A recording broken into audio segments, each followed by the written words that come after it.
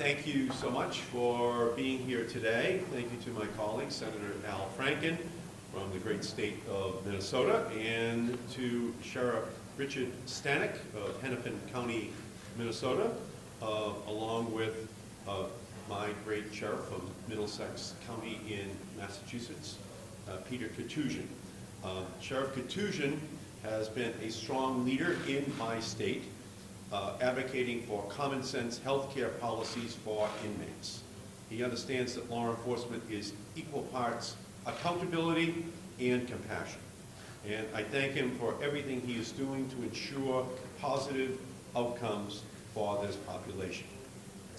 There are nearly 2.3 million inmates in the United States. That's a shocking number of people imprisoned in this country. We lock up more people than any other country in the world. Our incarceration rate reflects the failed policies of the past, the notion that we could imprison our way out of our nation's drug abuse epidemic. Of the 2.3 million individuals incarcerated in U.S. prisons, 85% either have a prior or present substance use disorder or committed a crime that was related to their substance use. If we are to stop the revolving door of our criminal justice system and reduce the rates of opioid overdoses in this country, we need a seismic shift in how we deal with this population and their health care needs. First, our Medicaid policies for pretrial individuals are discriminatory. Today, if you are arrested and cannot afford bail, you can be denied critical health services paid for by Medicaid, even though you have not been tried or been convicted. Continuing to access health care coverage is not an issue for those who can make bail or who are on private insurance. This inequality in health coverage for pretrial detainees results in gaps in treatment. You may be innocent until proven guilty, but you will also be uninsured.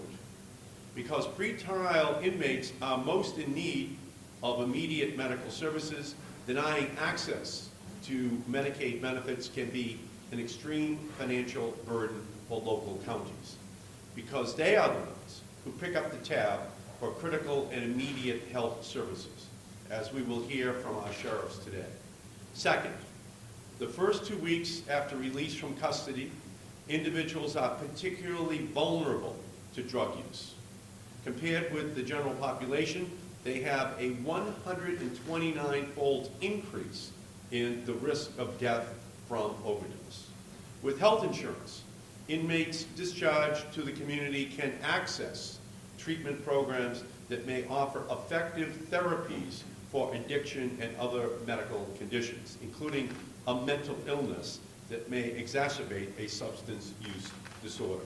However, even when people enter custody with Medicaid coverage, 38 states and the District of Columbia routinely terminate this coverage upon incarceration or detainment.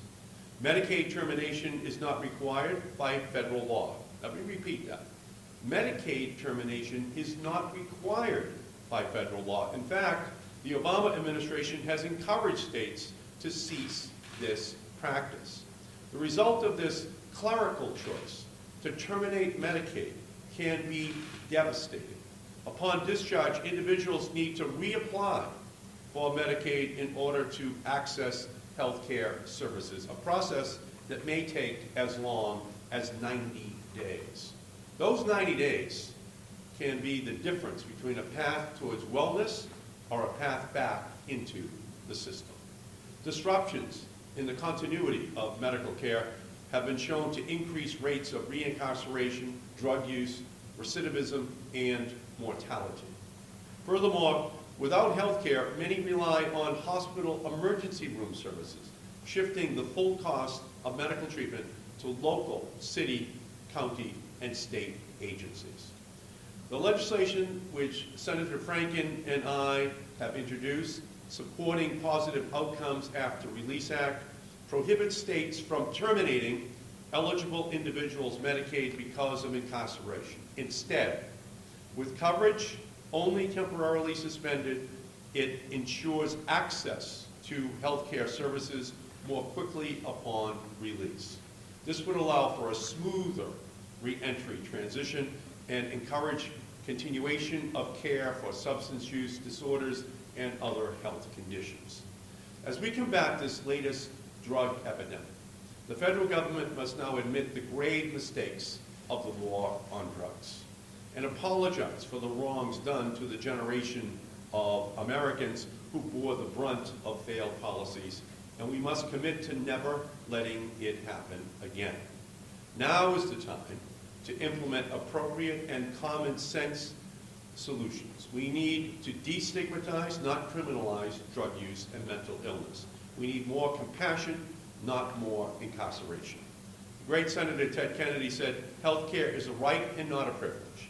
We should ensure this holds true for all Americans, no matter if you are awaiting trial, behind bars, or on your way back into your community. So I want to thank everyone who is here today in creating this partnership in the fight to ensuring that all have access to the health care they need, even those in the criminal justice system. So let me turn now and